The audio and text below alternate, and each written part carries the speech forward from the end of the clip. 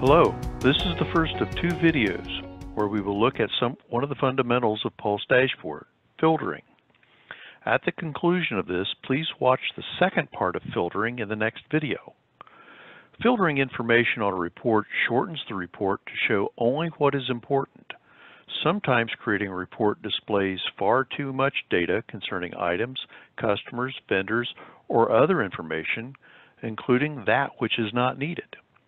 The goal is to create a report that only shows information for a single group of customers, items, vendors, or other parameter that is pertinent for the report.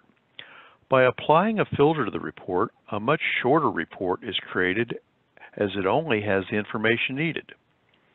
There are three types of filters that may be applied. The simplest is a filter on a report column. This is generally thought of as a quick filter to look up specific information on a report. It also has the most possible parameters such as less than, greater than, or is between, or ranges, among others. This is what we will look at today. In the next video, we will look at two more types of filters available in Pulse Dashboard. A more permanent filter for a customer or item than a column filter might be to add that filter at the report level. This might be beneficial when creating a report that will always be used for a specific customer, item, or salesperson and would not usually change. If there are several reports to be created for a specific customer, item, vendor, or salesperson, adding a single filter to a tab would be a better solution than adding the same filter to each report on the tab. This session will concentrate on creating filters on a report column. Part 2 of the Pulse Dashboard filtering will look at creating filters at the individual report level and on a tab where multiple reports are involved. I have created a booking report that I'll be using today. This report was created by adding a new tab and a new customer order summary report. Using the red wrench setup icon, I have changed the report from summary to detail presentation mode, given it a new name, and then used the column chooser to change the columns and sorted it by the order date, creating the report you see here. The first type of filter we will add is a column filter. This is used many times to quickly look up information for a specific need and probably not used in an ongoing basis. This type of filter does, however, have additional functionality that other filter types do not have. In the report, we want to look for information on a specific customer, but do not know the customer number, and I'm not sure about the complete customer name, although we know that the name contains Cincinnati. Using the blank line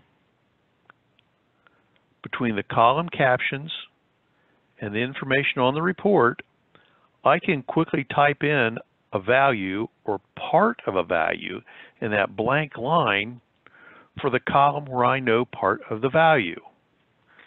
As I begin typing Cincinnati in the customer name column, the system will look for anything containing that value in that column. As the filter is being created, also note that in the lower left corner of the report is a red and white X and a checkbox next to that of what was just created. Clicking on the red and white X will permanently delete the filter when it is no longer needed. Clicking on the checkbox allows the user to temporarily disable the filter to see all the information on the report again.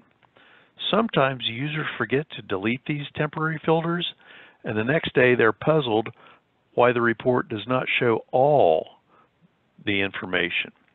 If the filter is not intended to be permanent, please remember to delete it when finished.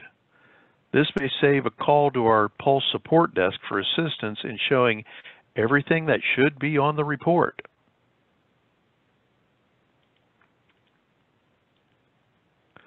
Now that we have a filter to just show the Cincinnati customers, we also want to add another parameter to the filter to show only the orders above $10,000 for our Cincinnati customer.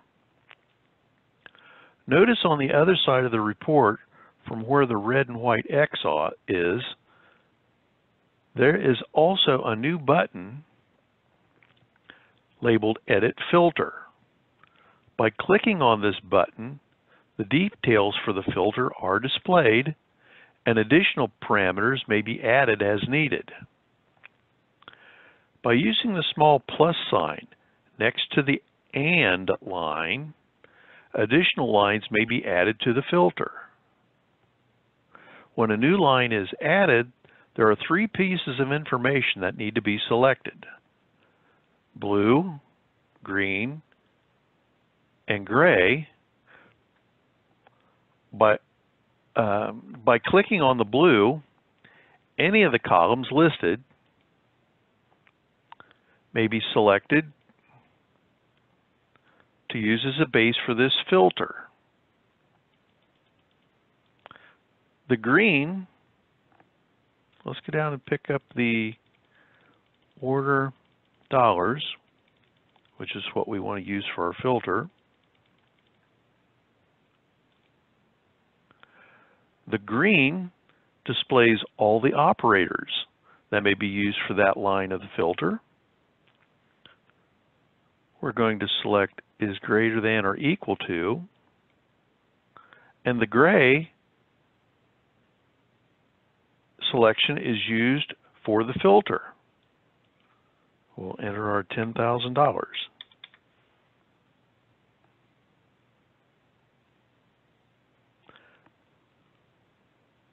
With this, we have added the additional parameter to our report. Order number is greater than or equal to $10,000. Click OK to save it. In the lower left portion of this report, our filter has been changed to include the additional parameter, and the results of the report only show information for Cincinnati customers where the order value is greater than $10,000. This same column filter screen may also be accessed another way by right-clicking on any of the report column headings and selecting Filter Editor from the menu. As you see, filtering information will allow you to quickly and easily manipulate the information on the report to display only the information that you need. Filtering a report by any column instantly allows the user to change or create a report in Pulse Dashboard without needing to know detailed technical information about fields, files, and formatting in your ERP system.